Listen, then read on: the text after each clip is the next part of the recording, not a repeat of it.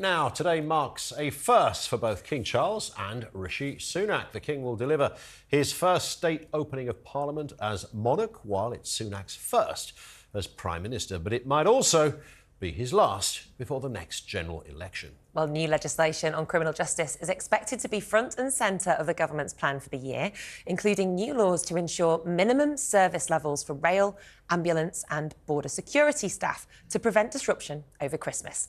Well, TalkTV's chief political commentator, Peter Cardwell, is back with us. And to take us through all of the pomp and pageantry of today's event is TalkTV's royal editor, Sarah Hewson. Sarah, how will things be kicking off today?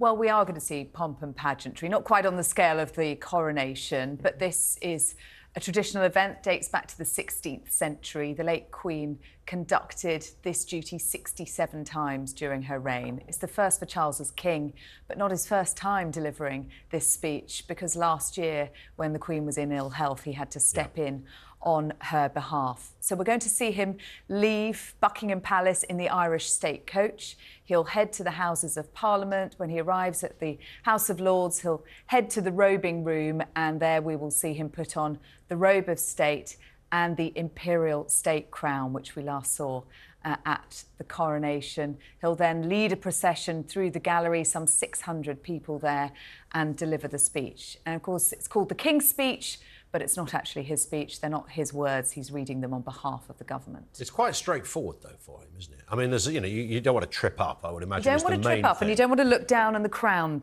plummet to the ground. Off.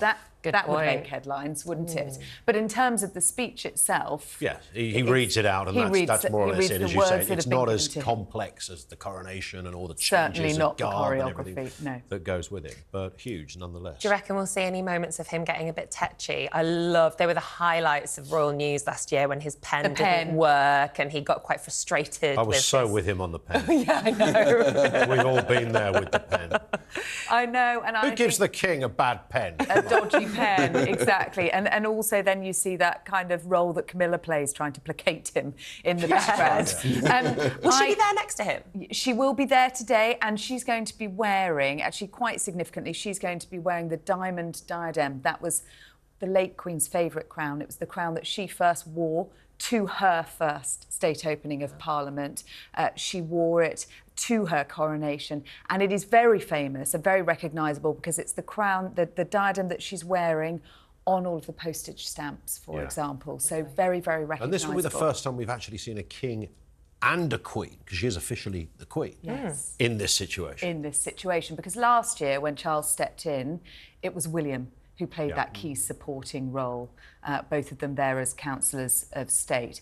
In terms of whether we'll see any glimpses of perhaps Charles's distaste for some of the policies, particularly the rowing back on net zero commitments in this, no, I don't think so. He will be on very much poker face duty today. This is where he has to show that he really understands the difference between the Prince of Wales, who could speak out on these issues, and being the king, and this is his constitutional duty.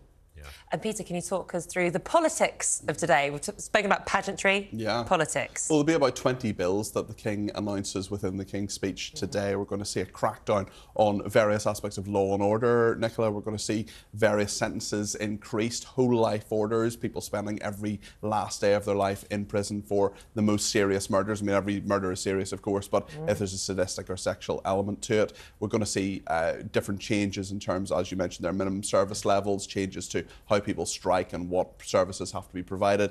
And also, if people create pornographic images of former partners, well, that's going to be something where there's going to be greater and tougher legislation. But as Sarah mentions, the eco side of this as well, oil and gas drilling licences, something that King Charles presumably won't be personally too happy with. He will have to read that out because that is his role as monarch as well. So there's a lot in this, politically very important, but also a lot of the things that we've heard about, especially in regard to things like zombie knives, we've heard a lot about before. So really this is what will happen for the rest of the parliamentary session up until the general election. And just putting aside for one second the fact that many people will look at this legislation and say, well, it's a bit late now. You guys have been in power all this time. You know, what the heck are you doing? Is it getting all high and mighty and moral about banning things or introducing things?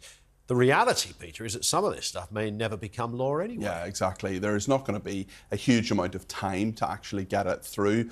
If we think about all the big events that have to happen in the next few months, we've got the autumn statement later this month, we've got the budget coming up in probably April time. There are many other aspects to this. There are also all the sort of political challenges, including the Middle East, that Rishi Sunak will have to deal with. And there could be an election as early as May. I think it's probably going to be October, but let's see. And in terms of how much actual legislation you can get through, well, it's a very challenging parliamentary timetable. Permission to ask a silly question? Go for it. This is Rishi Sunak's first. Yes. Was he not Prime Minister by this point last year? No, it was Liz Truss. It was still Liz Truss? Well, no, actually, hold on, when was the last state opening of Parliament? May, yes, it was May previously. Of It doesn't course. happen annually. Okay. So it was actually Boris Johnson was Prime Minister at that stage in May 20... Yeah. Sorry, It was shortly before the Platinum Jubilee. It was at the time when the Queen was unwell. It was Boris and we Johnson, had to... It just goes to show how Liz crazy the Truss process is. was only there from 7:30 to about 2:20. That's right. Precisely, On a Monday or something. It was pre-Patty Easy to- Jubes. Yeah. easy to- Pre-Patty Jubes. Pre-Patty Jubes. Got it. Well, we've had lots of viewers getting in touch, as always, giving their opinions on whether King Charles should be whether they think he's already too involved in politics. Arthur says the head of state must always have a hand on the tiller. Our dear Queen stood up for her people, not by making policy, but by doing things subtly. I hope the King continues her legacy. Just a question on our current Queen. We know what she stands for, or what she represents sort of on the royal side of things, but politically, does she have more power than Prince Philip did as Queen? I don't think so. No. I don't think that's true. I mean, we know she's obviously, well, Sarah's the expert, but you know, she's campaigned on things like violence against women and girls, for example. Yeah. Domestic violence is something very close to Camilla's heart as well. But no, she is. I mean, maybe Is she allowed to Sarah, speak you out should on answer this. politics? Not on politics. Yeah. No members of the royal family are allowed to stray into politics, but she can take key issues. And you mentioned domestic violence, which is the real issue that she champions, literacy, animal charities that she's patron of. We saw her in Kenya taking on a lot of those issues. So much like you see with Prince William and the Princess of Wales talking about mental health, talking about the early years, talking about the environment, they have their core issues, but they have to be careful. There is a fine line sometimes. There's a fine line. Even though nobody would disagree that talking out about domestic violence is clearly a good thing. It's not political, but you can see how it could splinter off into areas that some would say, hang on a second, you're outside your brief on this. Yeah, it's interesting with homelessness as well, because Prince William, of course, has said that he wants homelessness to end in 5 years. That's, I think, probably far too ambitious. But at the same time, he's not saying the government's doing a bad job. He's simply saying, let's do this in a different way and let's have these initiatives. So it's a political issue, but he's not acting politically. The same with the Princess of Wales on the early years, talking about giving more support, but not straying into, for example, the closure of Shaw Arts centres. Yeah, of course, yeah. Indeed. Tricky line. Listen, Sarah, Peter, thank you very much indeed.